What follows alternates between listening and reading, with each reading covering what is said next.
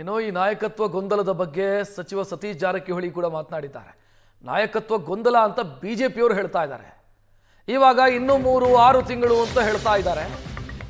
ಸತೀಶ್ ಜಾರಕಿಹೊಳಿ ಪ್ರತಿಕ್ರಿಯಿಸಿರೋದು, ರಾಜ್ಯದಲ್ಲಿ ಸಿಎಂ ಇದ್ದಾರೆ, ಡಿಸಿಎಂ ಇದ್ದಾರೆ, ನಾವು ಇದ್ದೀವಿ, ಸರ್ಕಾರ ನಡೀತಾ ಇದೆ, ಬಿಜೆಪಿಯವರ ಹೇಳಿಕೆಗೆ ಸಂಬಂಧ ಇಲ್ಲ ಅಂತ ಸತೀಶ್ ಜಾರಕಿಹೊಳಿ ಪ್ರತಿಕ್ರಿಯಿಸಿರೋದು.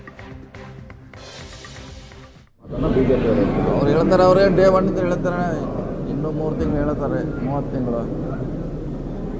CM ಇದ್ದಾರೆ, DCM ಇದ್ದಾರೆ, ನಾವಿದ್ದೀವಿ, ಸರ್ಕಾರ ನಡೀತಾ ಇದೆ. ಸೊ ಅವ್ರ ಹೇಳಿಕೆಗೆ ಇದಕ್ಕೂ ಯಾವುದೇ ಸಂಬಂಧ ಇಲ್ಲ.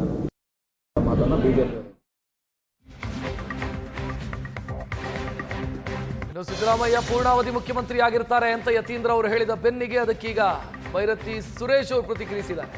ಯತೀಂದ್ರ ಸಿದ್ದರಾಮಯ್ಯ ಹೇಳಿಕೆ ವೈಯಕ್ತಿಕ ಅಂತ ಸಚಿವ ಭೈರತಿ ಮಾತನಾಡಿದ್ದಾರೆ. ಅವರ ಅಭಿಪ್ರಾಯವನ್ನು ವ್ಯಕ್ತಪಡಿಸುವ ಸ್ವಾತಂತ್ರ್ಯ ಅವರವರಿಗಿದೆ.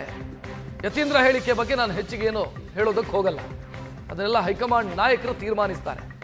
ಈಗಾಗಲೇ CM ಮತ್ತು DCM ಎಲ್ಲವನ್ನೂ ಹೇಳ್ತಾ ಇದ್ದಾರೆ, ಎಲ್ಲರೂ ಇದನ್ನೇ ಹೇಳಿದ್ದಾರೆ, ನಾನು ಇದಕ್ಕೆ ಜಾಸ್ತಿ ಪ್ರತಿಕ್ರಿಯೆ ಕೊಡೋದಕ್ಕೆ ಹೋಗಲ್ಲ ಅಂತ ಭೈರತಿ ಸುರೇಶ್ CM ಆಪ್ತ ವಲಯದಲ್ಲಿ ಗುರುತಿಸಿಕೊಂಡಿರುವಂಥ ಸಚಿವ ಮಾತನಾಡಿದರು.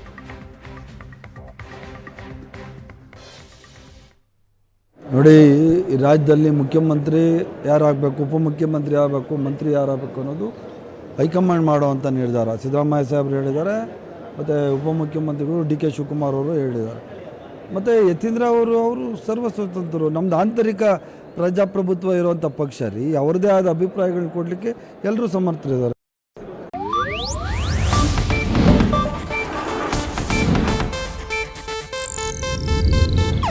ಇದು ಏಷ್ಯಾನೆಟ್ ನ್ಯೂಸ್ ನೆಟ್ವರ್ಕ್ ಪ್ರಸ್ತುತಿ.